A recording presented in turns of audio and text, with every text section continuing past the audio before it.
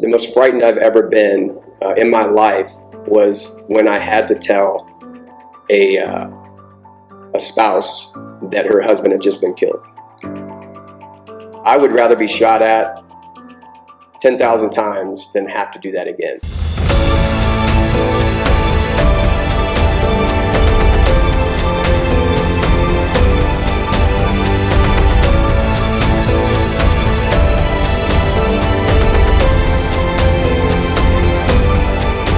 But on the other hand, it was one of the most honorable things I'd ever got to do.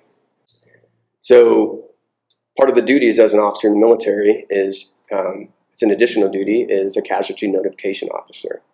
And there's a whole process that the military has for that that's very procedural, very professional, and very deliberate, for good reason.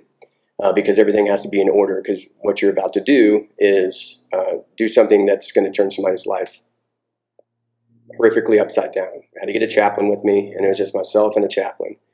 And we get all the information, what happened, and I happen to know the soldier that got killed. So it became really personal to me. It will all be personal, but it was just even more because I knew him. And actually, they lived in the same neighborhood. I lived on base right across the street from where I lived and where my family was in their house right now. And it was nighttime, and we're all caught up in making sure we have all of the information correct and what we're supposed to say, because we want to have the most correct information when we're about to tell this news. And so we were very detailed and very deliberate about it. And we kind of got caught up where the fear started building, right? It was like the chaplain and I were like, okay, we can handle this, right? But we didn't really talk about it. But it started to manifest itself. All of those emotions I talked about earlier, like the heart rate goes up, you start sweating, like shaking. I wasn't uncontrollably shaking, but I can find myself, what fear was doing to me at that time, and I was having negative reactions to it, which would not help the entire situation. I'd been in combat, I've been shot at before, I understood what fear is, and I understood what it was doing to me. And so as we got closer, we got in the car, drive up to the house, we have the address, and we still hadn't spoken about that we're scared, myself and the chaplain, and I felt that it needed to be addressed, and we talked about it. And we talked about it for about 5 to 10 minutes, and what it was doing to us, how we needed to handle ourselves so we could go in honorably and deliver this news that is going to be terrible. And it worked out. We took fear in a way, we embraced it, we understood what it was doing to us, and we prayed about it and how we needed to handle ourselves.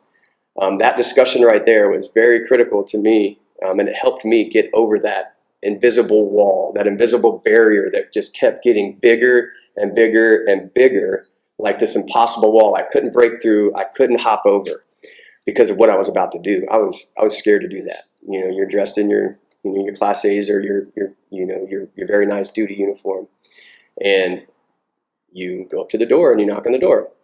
Well, we went up, and Sabrina was her name, and she was vacuuming. It was 7:30, and there's a little baby, a toddler, crawling on the floor. And I showed up at the front door. She was vacuuming. She looked right at me and just stopped. And then she just shook her head. So she knew what exactly I was going to do. She would not come to the door. And so, I mean, she wouldn't come to the door for 15 minutes. And we have to deliver this news, and we have to do it honorably, and that's what we were there to do. But she knew it. And that right there was terrible, that she wouldn't come to the door. So we were finally able to get her to come to the door and, deliver the news. She just fell on the floor. And like, I've never heard her cry like that in my life. And this baby doesn't even know what's going on, never met his dad. So that was tough. We stayed there with her for about 4 hours, going through the roller coaster of emotions, trying to do our best to answer her questions, and just sit there and listen and hug her and try to help her feel better. Like I said, I'd rather be shot at 10,000 times have to do that again.